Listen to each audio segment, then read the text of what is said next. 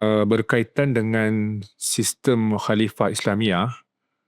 Ini adalah satu sistem yang telah diperkenalkan ataupun telah diwujudkan setelah baginda Nabi Muhammad sallallahu alaihi wasallam wafat. Dan setelah kewafatan baginda sallallahu alaihi wasallam, maka ketika itulah sahabat-sahabat Nabi, terutamanya sahabat-sahabat Nabi yang kanan seperti Abu Bakar, Sayyidina Abu Bakar, Umar, Osman dan juga Ali dan beberapa sahabat kanan lain telah bermusyawarah dan ketika itulah telah diputuskan perlu ada satu sistem pemerintahan yang boleh meneruskan hasrat ataupun amalan yang diamalkan ketika zaman Nabi Muhammad, tetapi dalam konteks sebuah sistem yang lebih tersusun yang diharap kemudian boleh menjadi satu amalan kepada umat Islam. Tetapi saya juga kena jelaskan kepada tuan-tuan bahawa dalam konteks ini yang disandarkan kepada sistem khalifah ini adalah ada beberapa ciri penting sistem khalifah ini. Yang pertama adalah sistem khalifah ini merujuk kepada memilih seorang pemimpin dalam kalangan orang-orang yang dianggap layak. Jadi siapa orang yang layak ini? Umumnya orang yang layak ini bukan hanya memiliki kepimpinan ataupun ciri kepimpinan, tapi ada beberapa ciri lain yang sering diikat kepada calon-calon pemimpin ataupun khalifah ini. Antara cirinya adalah sifatnya adalah seorang yang amanah. Kerana kita sedia maklum dalam pemerintahan, amanah ini sangat penting. Bila kita tak amanah, pemimpin tak amanah, akan timbul banyak masalah.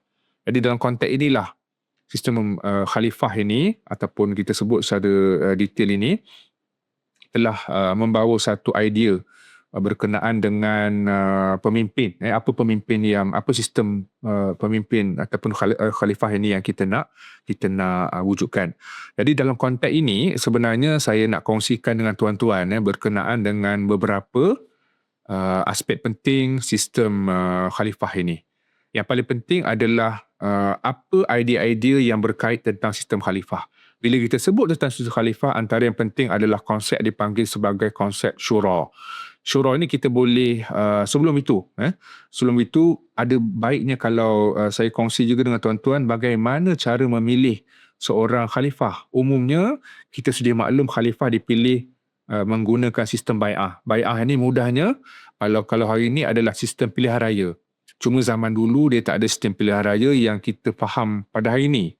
Cara dahulu adalah dengan cara sahabat-sahabat ataupun orang-orang Islam akan memberi satu isyarat bahawa dia memilih seorang sebagai pemimpin. Kan? Contohnya si Fulan bin si Fulan ini telah dicadangkan sebagai khalifah.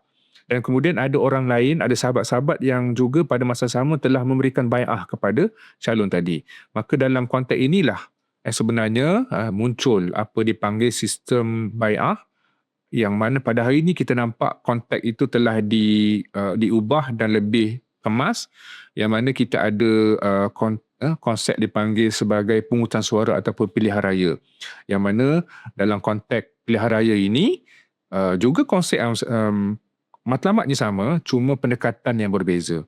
Jadi itu pertama adalah bai'ah. Yang kedua adalah berkaitan konsep dipanggil sebagai sistem syura. Syura ini adalah umumnya ataupun mudahnya adalah sistem yang mana pemimpin-pemimpin ini, terutamanya khalifah tadi, kalau khalifah tadi nak buat sebarang keputusan di peringkat negara, maka khalifah tadi akan meminta pandangan ataupun syura ini bermesyuarat bersama dengan sahabat ataupun bersama dengan juga pakar-pakar dan juga jemaah menteri. Kenapa perlu bermesyuarat ataupun bersyura ini? Dia lebih kepada hendak mendapatkan idea dan juga mendapatkan pandangan lain yang mungkin ketika itu boleh memberi pilihan kepada khalifah tadi apa pendekatan ataupun apa kaedah yang boleh digunakan dalam konteks ataupun dalam keadaan perlu membuat keputusan. Jadi kadang-kadang khalifah buntu nak membuat keputusan. Jadi bila ada syura ini maka memudahkan untuk khalifah tadi mendapatkan idea daripada pihak lain dan kemudian idea itu akan dianalisis dan jika khalifah berpendapat idea itu bagus maka boleh diangkat sebagai keputusan kepada perbincangan tadi. Jadi dalam konteks inilah saya percaya sistem syura ini sangat penting, terutamanya pada hari ini kita tak nak melahirkan pemimpin yang hanya bersifat autokratik, hanya mengambil keputusan sendiri tanpa membuat perbincangan.